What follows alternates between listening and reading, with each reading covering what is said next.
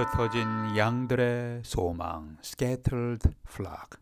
베드로전서 2장 24절 25절에 나타나는 메시지입니다. 텍사스 휴스턴에는 세계적으로 유명한 암 치료 센터인 MD 앤더슨 병원이 있습니다. 수년 전에 이 병원에 신방 갔을 때 아주 어린 나이인데도 불구하고 암 치료를 받고 있는 어린이들의 모습을 보면서 매우 안타까운 적이 있습니다. 암에 걸린 한 소년의 치료에 대한 이야기가 전해지고 있습니다. 한 소년이 암 치료를 받고 있었는데 이 소년의 어머니는 아들의 병상을 떠나지 않고 지키면서 간호했습니다. 늘 성경을 읽어주면서 특별히 시편 23편을 자주 읽어주었다고 합니다. 병세가 나아지지 않고 더 악화되기 시작한 어느 날 저녁이었습니다. 이 어머니는 다시 아들에게 시편 23편 1절을 읽으면서 다음과 같이 설명해 주었습니다. 아들아, 이 시편이 이렇게 시작된다. 하나님은 나의 목자이시니 하나님이 엄마의 목자이고 또 너의 목자이시다. 하나님이 너의 목자가 되셔서 인도해 주신다면 사망의 골짜기라도 너는 잘 통과할 수가 있어. 사람의 결국은 다 죽거든. 그런데 그 죽음의 골짜기를 통과한 이후에 하나님이 준비하신 천국으로 가는 거야. 알겠니? 네, 이렇게 대화를 주고받았습니다. 아들의 대답, 네 엄마 알겠습니다. 그러자 어머니는 아들에게 왼손을 내놓으라고 하면서 이렇게 말합니다.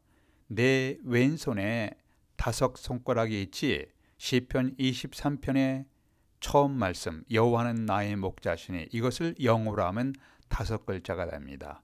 The Lord is my shepherd. The Lord is my shepherd. 이 단어를 5 손가락 하나씩 기억해야 돼. 그러다 보면 네 번째 손가락이 my shepherd, my이거든. 그러면서 엄마는 준비해 두었던 반지를 꺼내 아들의 손에 끼워주며 말했습니다. 아들아, 내가 힘들고 아플 때 이 손가락을 꼭 붙들고 my shepherd, 나의 목자 하나님, 나의 하나님이 너의 목자이시다. 너의 목자 알겠지? 아들이 알았어요 엄마.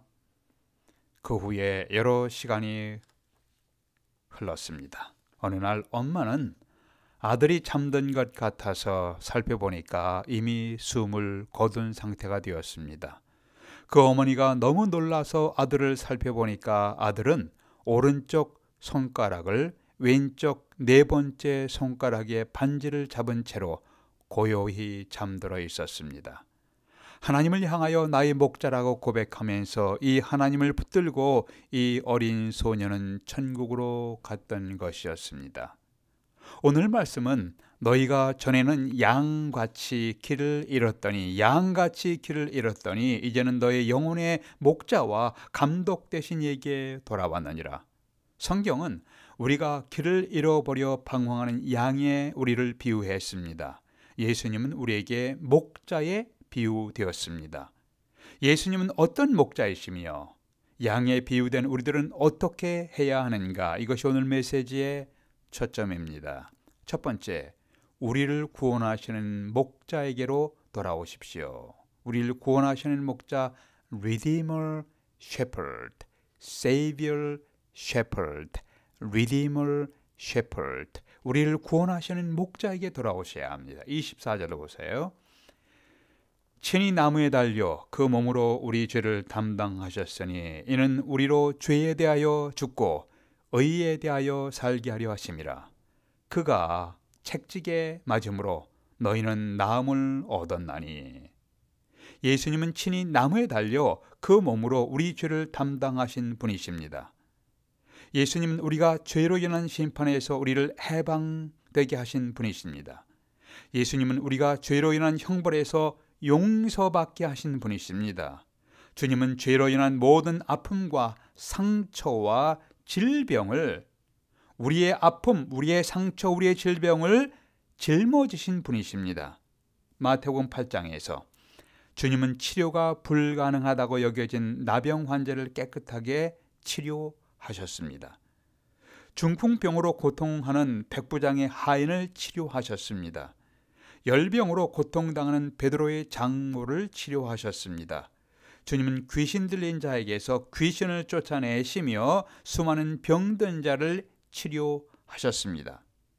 구약성경 선지자 이사야 53장에서 메시아에 대해서 이런 말씀을 하십니다. 우리는 우리의 연약한 것을 메시아께서 친히 담당하시고 병을 짊어지셨도다.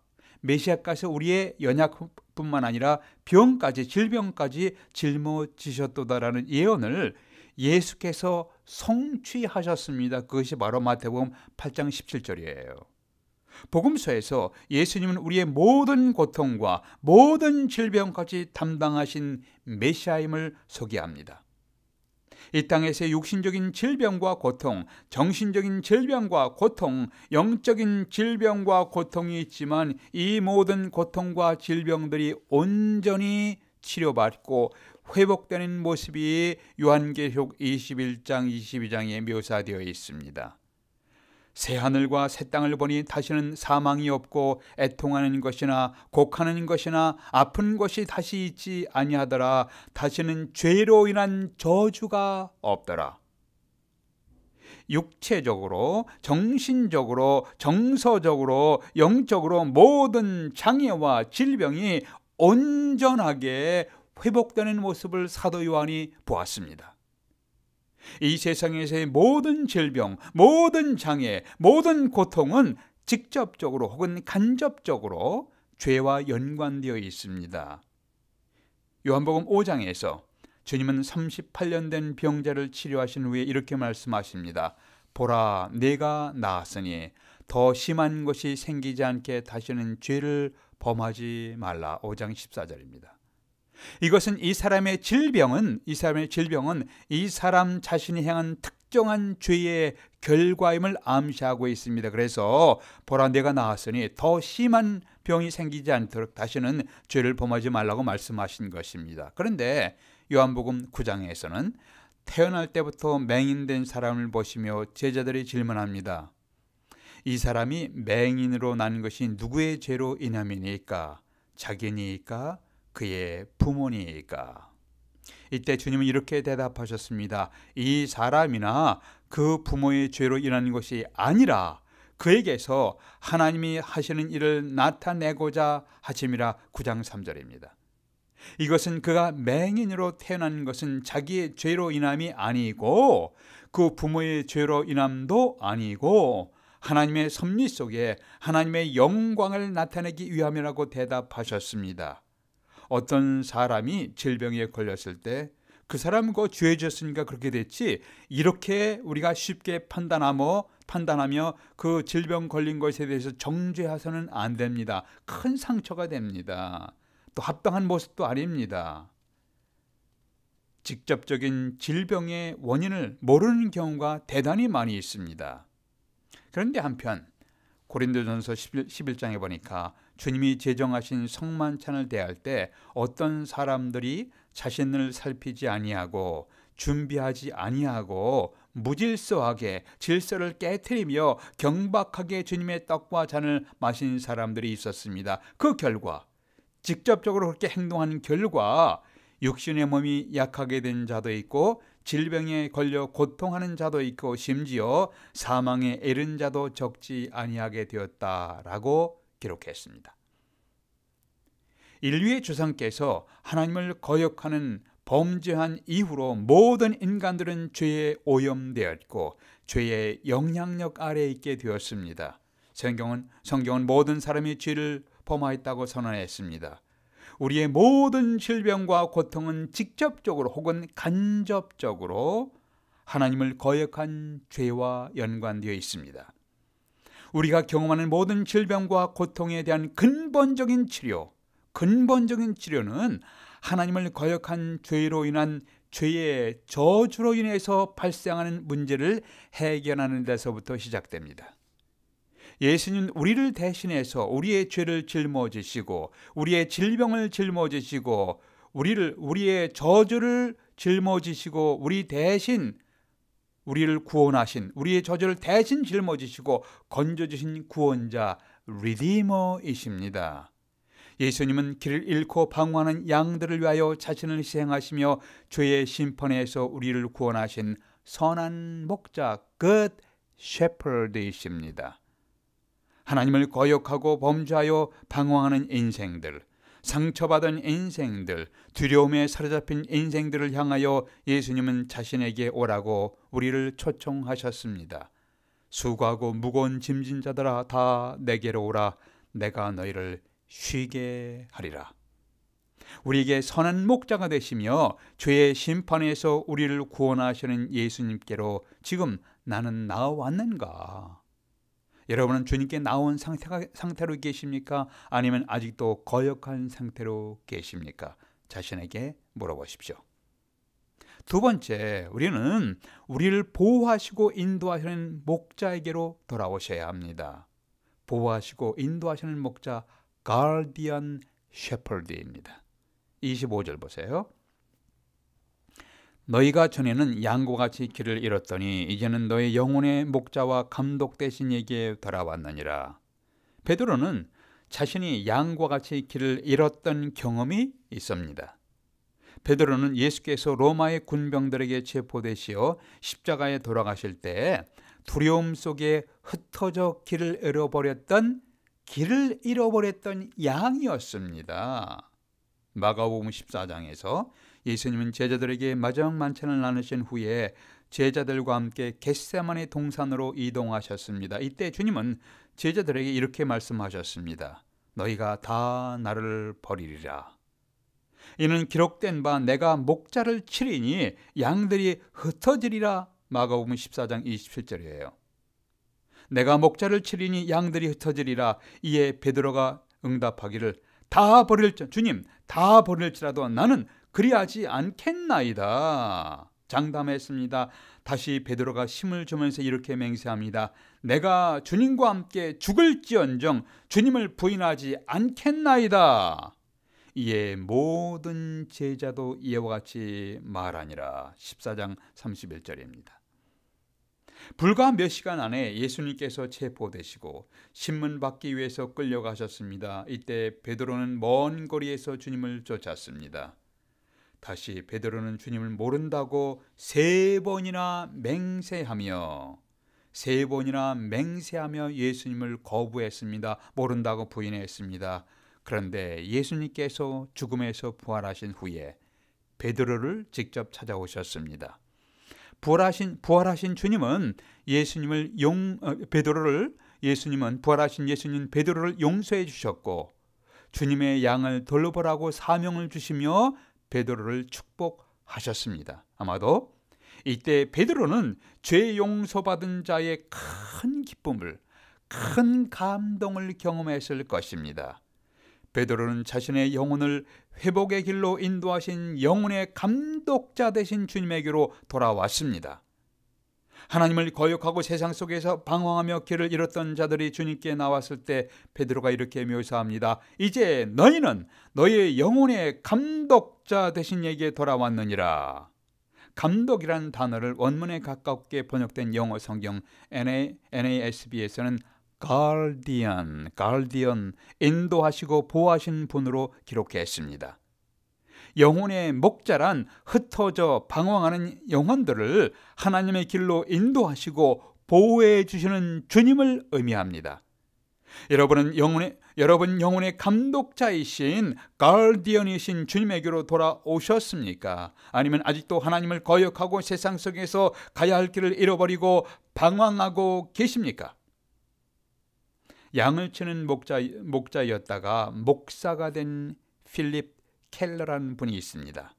이분이 목격한 흥미로운 양의 모습이 있습니다. 양은 쉽게 길을 잃어버리고 양은 쉽게 방황하는 동물인 것을 말씀했습니다. 거의 모든 동물이 자기 집을 찾아오지만 양은 혼자서 자기 집을 찾아오지 못하는 동물입니다. 이런 양들이 어떤 소리를 내는가요? 양냥거립니다. 소리를 내며 양냥거립니다. 또한 양은 자기를 보호할 줄 모르는 무기력한 동물입니다.